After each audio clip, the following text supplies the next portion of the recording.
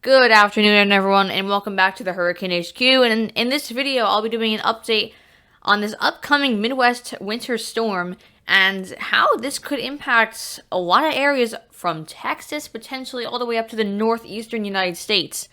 And then we'll also be taking a look at the ice threat, which will also be associated with this winter storm. So definitely watch the end of the video so you can see all of the latest information, models, and more on this system. Now, let's first start off this video with our current watches, warnings, and advisories across the United States here. And as you can see, we have some freeze alerts in Florida. Looks like freeze warnings and freeze watches and advisories down there. We have some winter storm watches here for portions of Minnesota and North Dakota. We have winter weather advisories issued for portions of Oregon, Washington, and basically Montana and Idaho as well, especially those northern areas. There's winter weather advisories for your regions. And we also have a few high wind watches and warnings issued for portions of Montana and all the way down here. So we could be seeing those high winds potentially in those areas. Now, I would also like to highlight that we have some winter weather advisories here in northern Maine here. I believe that is still associated with our winter storm, which is moving out. So that will likely be allowed to expire shortly. And then we also have some marine impacts currently, especially in the northeast. As you can see, we have the chance of some freezing spray anywhere from about the Virginia coast up to Maine there. It's very cold in the northeast right now, especially over water. And some of those large waves being produced by this storm, the major snowstorm that just moved out, could, cause some of that freezing spray. So definitely want to watch out over there. And then we also have the chance of some gale force winds in the Great Lakes, so definitely want to watch out for those marine impacts in those areas. And now let's take a look at our current satellite across the United States here. So again, not too much that's currently happening. Up here, it's a little hard to see, but our system is moving out. That major winter storm that came through yesterday is on its way out, which is very good news. So looks like some of the outer bands still being visible on satellite here, although that will move out probably by the end of the day today. And well, yeah, it also looks like we have a lot of cloud cover here in portions of the northwestern United States, along with over here. So gonna want to watch out, especially if you're in Canada, for those winter weather impacts there. Now let's take a look at our current Weather Prediction Center forecast here for the next 3 days. Now, here's today's outlook. You can see some scattered snow showers are possible across Pennsylvania, Virginia, West Virginia, Maryland, and Ohio there. So you're going to want to watch out for some of those isolated snow showers in those areas.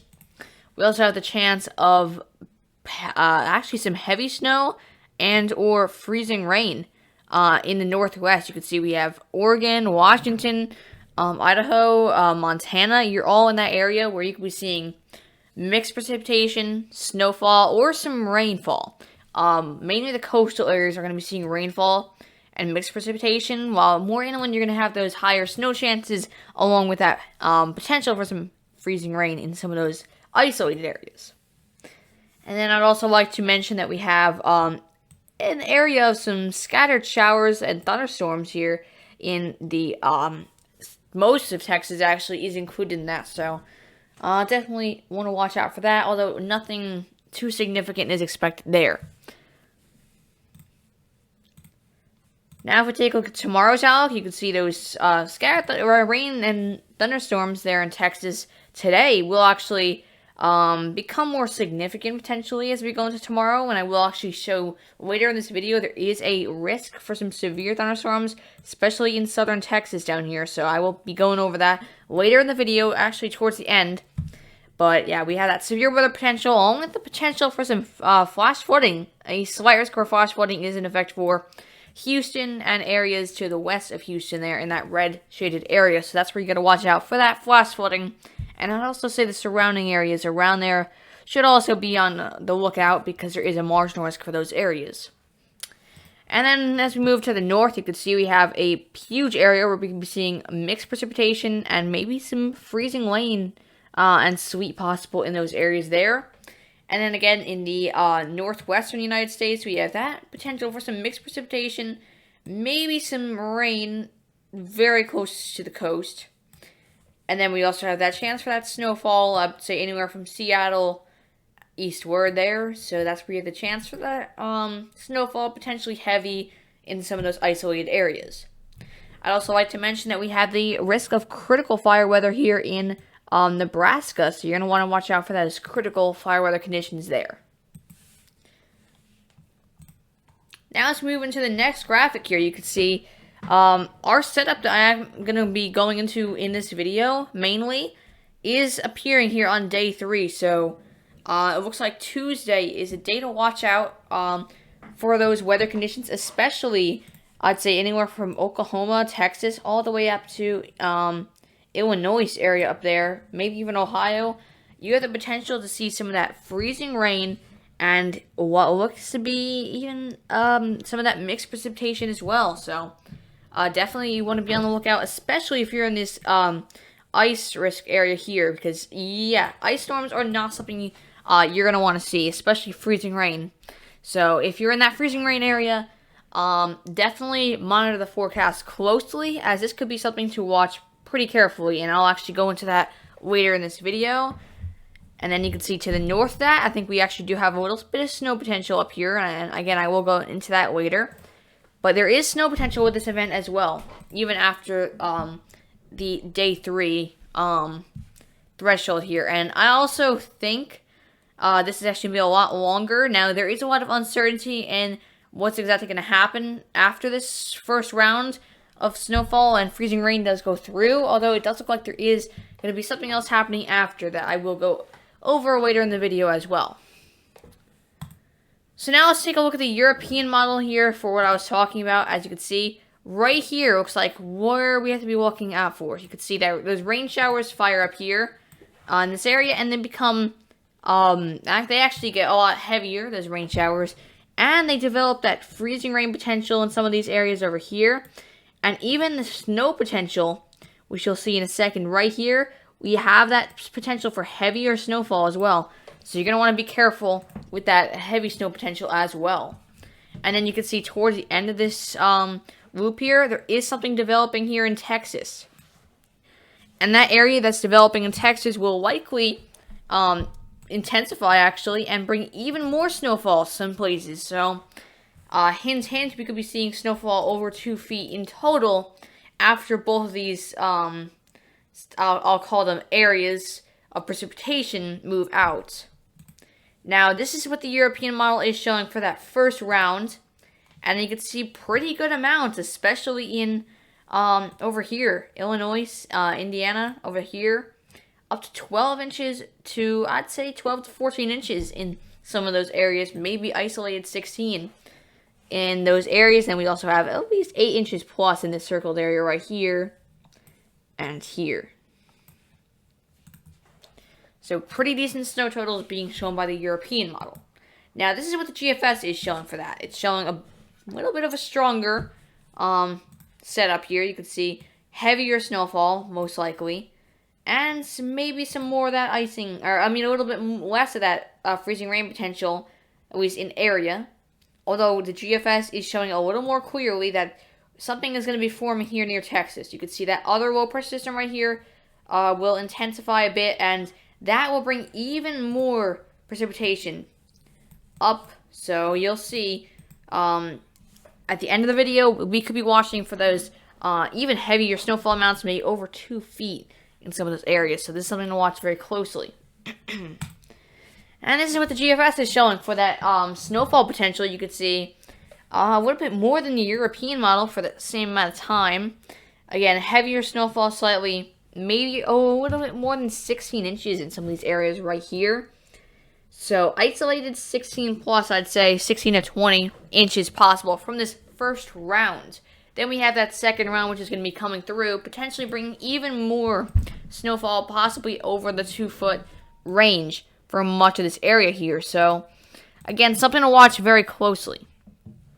And I'm sure a lot of people are wondering, how is this showing snowfall in Texas? Is this even true? Yes, the GFS is showing some snowfall from this in northern Texas, especially up here, the Texas Panhandle. That's where you got to watch out for maybe 3 inches plus of some snowfall there.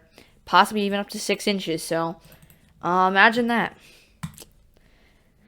And here's our day 3 winter storm severity index. You can see not much is happening on this thing. Very little snowfall being brought up here. It is showing a limited to minor, maybe isolated major here. I mean moderate in, I'd say, the Chicago region there. So you're going to want to watch out if you're in any of those regions. I'd say that's just something to watch out for, as there's a lot of uncertainty with this and how this is exactly going to set up. Now, this is what we're going to be covering in either tomorrow's video or the day after tomorrow. This is that second round I was talking about, and the second round here is looking a lot more impressive. If we actually just let it go around one more time, you can see how impressive this is looking. You can see heavy snowfall forms, heavy rainfall, heavy ice accumulations, and look at how intense that line just moves through, and eventually could even bring those potentials for even that icing higher than New York State, possibly into New England. So, very good snow potential with this system, very good ice potential with this system, and very good heavy precipitation and or rainfall potential with this one. So, I'm not going to post you any forecasts yet because there is some good amounts of uncertainty with this, and probably either tomorrow, I will be posting this tomorrow, or the next day. I will be posting more snowfall forecasts, and what I'm predicting for this right now is really just a model day, and what the models are basically showing for this.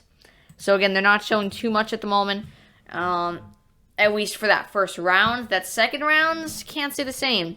They're showing a lot for that, so definitely want to watch this closely. Stay tuned to the forecast. Stay tuned to your local news stations for that. And also stay tuned to my channel, as I will be posting more videos on this in the coming days. Now, as we transition to the severe weather side of things, you can see tomorrow we have that slight potential for some severe weather here. I'd actually say marginal risk here. And this is actually for multiple hazards. So, again, TSCM, it goes all the way into like central Texas here. Mostly limited to southern Texas, though. And then we also have that marginal risk right here. This is where we could be seeing that isolated severe thunderstorms there. So, strong to severe thunderstorms are possible in this marginal risk area. And now as we switch over to our risks, you can see this marginal risk is in effect for wind and hail. So, we do have that potential for that, not only winds, but also some isolated hail here. So, isolated strong winds over 60 miles per hour possible, along with those isolated storms could have hail over about 1 inch. So, definitely monitor this closely, as there is a 5% for both wind and hail. And finally, this is my forecast confidence level for this. So I'm putting it at a 20 to 30, probably about 25 for this. I'm not too confident in the forecast right now, especially the ones I cover in this video. Probably by tomorrow, I'll increase that a lot. I think there is a lot of uncertainty with this storm, so I might bump it up to maybe a 50 by tomorrow, at least for that first wave of what's to be happening. And I'm going to put this at a low to medium, because there isn't the best certainty with this storm. So I'd say stay tuned to the forecasts and monitor them closely, especially in the next few days. Now, thank you so much for watching, everyone. If you enjoyed this video, I definitely recommend you check out my channel and subscribe. I'm actually nearing 350 subscribers pretty soon.